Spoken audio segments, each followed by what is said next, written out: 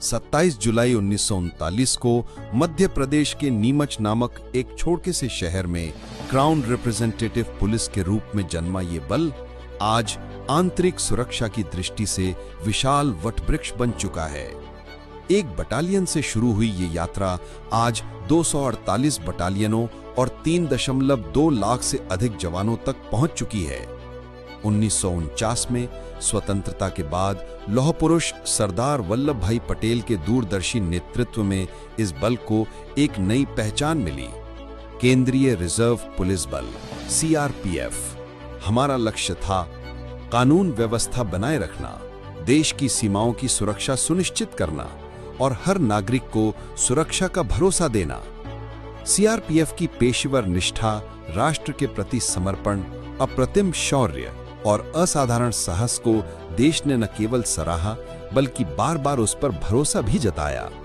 हमारी पहली बड़ी अग्नि परीक्षा थी पूर्वोत्तर भारत में नागा विद्रोह, फिर मणिपुर, असम, त्रिपुरा और मेघालय जैसे राज्यों में बढ़ती चुनौतियों ने हमारा इम्तिहान लिया। लेकिन हर बार हमने न सिर्फ आतंक को हराया बल्कि लोगों का विश्वास भी जीता। आज पूर्वोत्तर की धरती पर सीआरपीएफ विश्वास का अडिग प्रतीक बन चुकी है। 21 अक्टूबर 1959 को लद्दाख के हॉट स्प्रिंग्स में हमारे वीर जवानों ने चीनी सेना से लड़ते हुए जो बलिदान दिया, वो आज भारतीय पुलिस बल के इतिहास में स्वर्णाक्षरों में दर्ज है और गौरव गाथा बन चुका है। 1965 के भारत पाक युद्ध में सरदार पोस्ट पर हमारी 4 कंपनियों ने 3500 से अधिक पाकिस्तानी सैनिकों को पीछे हटने पर मजबूर कर दिया। ये असाधारण वीरता एवं अटूट समर्पण का एक अनन्य उदाहरण है।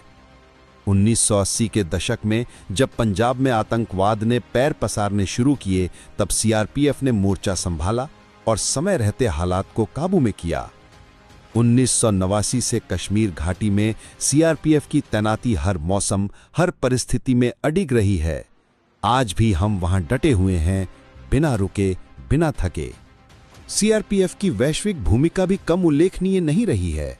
श्रीलंका में भारतीय शांति सेना के साथ बल की तैनाती ने अंतर्राष्ट्रीय स्तर पर हमारी उत्कृष्टता को सिद्ध किया। इसके बाद हेती, कोसोवो और लाइबेरिया में संयुक्त राष्ट्र मिशनों में हमारी बटालियनों ने भारत का नाम रोशन किया।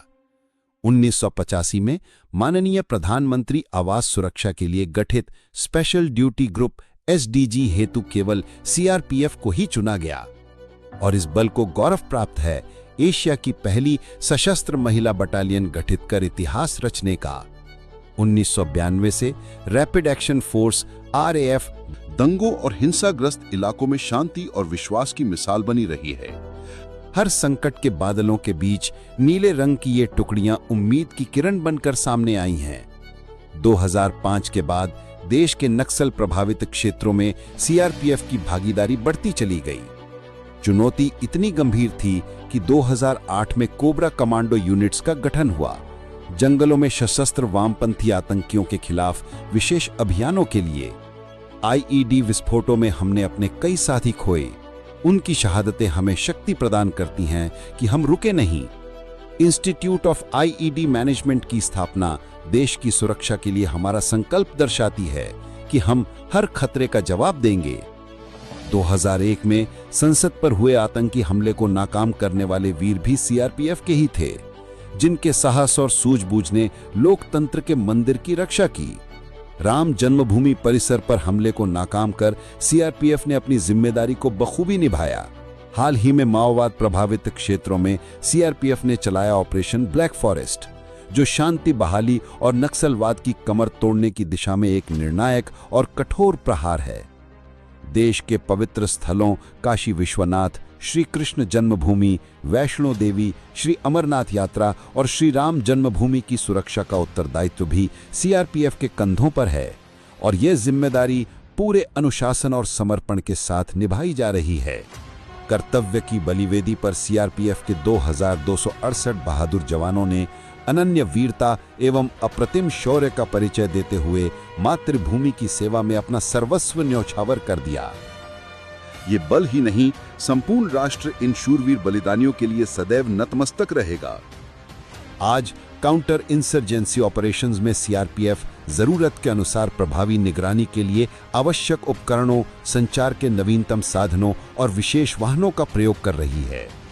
तो क्या कारण है कि एक बटालियन से शुरू होकर यह बल आज दुनिया का सबसे बड़ा एवं विश्वस्त सशस्त्र पुलिस बल बन गया है?